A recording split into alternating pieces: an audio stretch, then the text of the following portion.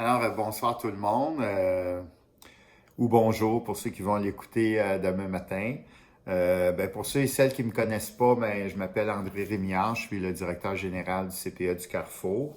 Je m'adresse à vous aujourd'hui, dans le fond, pour vous informer des impacts qu'on auront sur le CPE, les dernières mesures sanitaires annoncées par le gouvernement. Puis aussi, justement, quelles vont être les conséquences sur vous. Tout d'abord, sur l'obligation de télétravail pour les employés de bureau, dès demain, les secrétaires des installations, l'adjoint administratif, les agents de conformité du bureau coordonnateur puis les agents de soutien pédagogique vont travailler de la maison. Par contre, les directrices d'installation vont être sur place. C'est sûr, par contre, qu'elles vont viser à réduire le temps où physiquement elles seront dans les installations. Je vous demande donc à partir de là de faire preuve de patience. On va s'arranger pour tenter de prendre toujours les messages à distance puis de retourner les messages. Mais notre engagement actuel, ça va être à l'intérieur de 24 heures. Aussi, le premier ministre a demandé à tous les parents de ne pas amener leur enfant dans les services éducatifs s'ils en étaient capables. Plus que jamais, cette mesure-là prend son sens. Vous savez, pour les 2 semaines des fêtes, soit le 21 puis la semaine du 28, le CPE va fonctionner avec un minimum de personnel. Si vous vous rappelez, on a fait un sondage. À partir du sondage, on avait un certain nombre d'enfants dont les parents avaient dit « on va être là ». On a, à partir de là, accordé des congés supplémentaires aux membres du personnel. Puis ici, j'ouvre une parenthèse pour vous rappeler que les éducatrices, les autres membres du personnel aussi, ont jamais arrêté de travailler depuis le 13 mars. Il y a eu d'abord les services de garde d'urgence pour les travailleurs de services essentiels. Puis depuis le 1er juin, il y a la réouverture progressive du service régulier.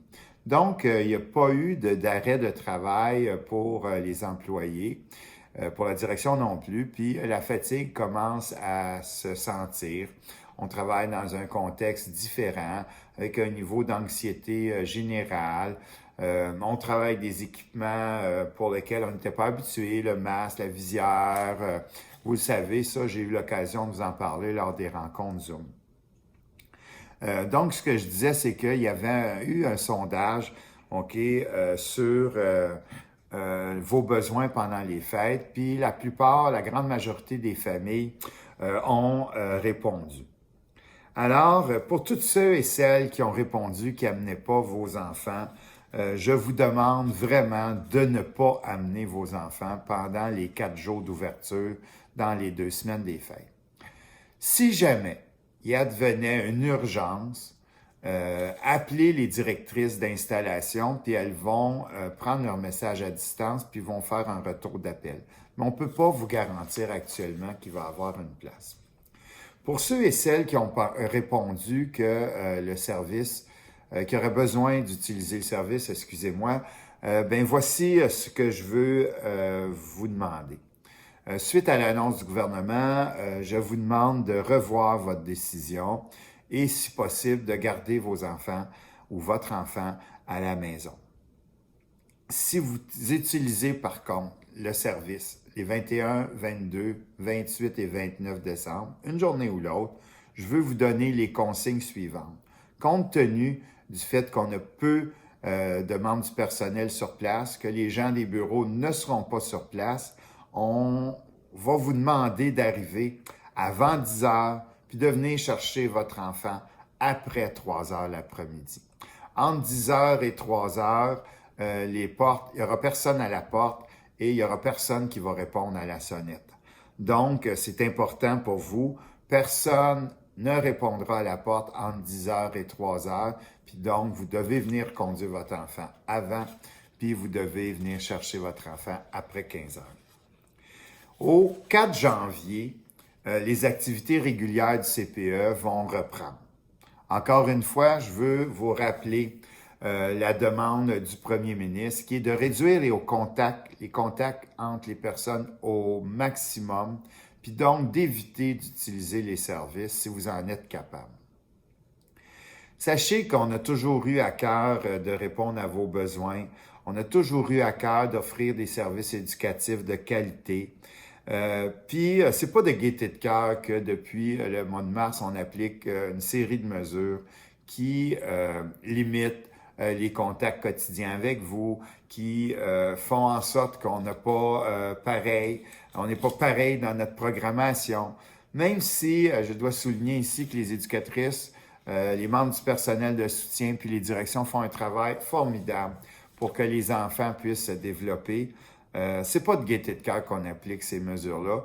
Et puis, à la veille de Noël, on aurait préféré aujourd'hui fêter Noël, avoir du plaisir, préparer les réveillons, etc.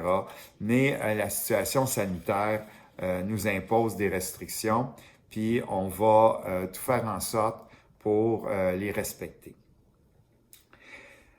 Nous avons accordé aussi, pendant cette période-là, des congés supplémentaires, je l'ai dit tantôt, aux employés, puis nous aimerions que vous compreniez l'importance pour les éducatrices, pour le personnel de soutien, de profiter du repos, du temps des fêtes. Bon, ça termine pas mal le message que j'avais à vous passer. J'espère que je n'ai pas été trop long. Mais je veux vous laisser sur une note d'espoir. Hein? Vous savez, le vaccin arrive.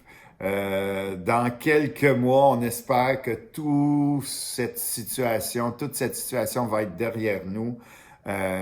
Il reste quelques temps, un dernier sprint final. Fait que aidez-nous à vous aider. On va vous aider si on peut. Puis surtout, on veut assurer une continuité de service jusqu'au retour à la normale. Fait que je vous remercie. J'en profite en même temps pour vous souhaiter de joyeuses fêtes, différentes, mais de joyeuses quand même. Essayez d'avoir du fun, essayez de vous reposer et puis profitez-en. Puis on se revoit le 4 janvier. Merci, au revoir.